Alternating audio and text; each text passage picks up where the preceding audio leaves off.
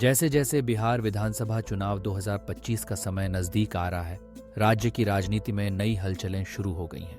राष्ट्रीय जनतांत्रिक गठबंधन यानी एनडीए ने सीट बंटवारे का लगभग अंतिम फार्मूला तय कर लिया है, जिसमें भारतीय जनता पार्टी और जनता दल यूनाइटेड के बीच बराबरी का बंटवारा हुआ है।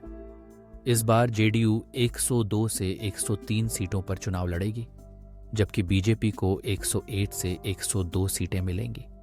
यह बदलाव 2020 के चुनावों के मुकाबले खासा बड़ा है, जब जेडीयू ने 115 और बीजेपी ने 110 सीटों पर किस्मत आजमाई थी। छोटे सहयोगी दलों की बात करें तो चिराग पासवान की लोक जनशक्ति पार्टी को 25 से 28 सीटें मिली हैं, जो उनकी शुरुआती मांग 40 सीटों के लगभग आधी है। चिराग की पार्टी को यह बढ़त उनकी 5 लोकसभा सीटों के कारण मिली है, जिसने उन्हें गठबंधन की बातचीत में मजबूत स्थिति दी है। वहीं जीतन राम मांझी की हिंदुस्तानी आवाम मोर्चा को 6-7 सीटें और उपेंद्र कुशवाहा की राष्ट्रीय लोक मोर्चा को 4-5 सीटें दी गई हैं। हालांकि दोनों नेताओं ने अपने अपने दलों के लिए ज्यादा सीटों की मांग रखी है और चिराग पासवान के बढ़ते प्रभाव पर चिंता जताई है। इस पूरे बंटवारे में जातीय समीकरणों को खास तवज्जो दी गई है। बिहार के हालिया जातीय सर्वे के मुताबिक राज्य की 60% आबादी अत्यंत पिछड़ा और पिछड़ा वर्ग से आती है, जिसमें यादव समुदाय की हिस्सेदारी लगभग 430% है।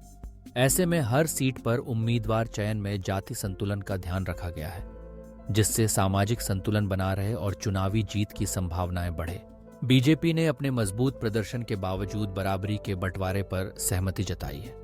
इसका एक बड़ा कारण गठबंधन में स्थिरता बनाए रखना और नीतीश कुमार को मुख्यमंत्री पद का चेहरा बनाए रखना है। छोटे दलों की नाराजगी के बावजूद अंतिम फैसला दिल्ली में वरिष्ठ नेतृत्व के साथ बैठकों के बाद ही होगा।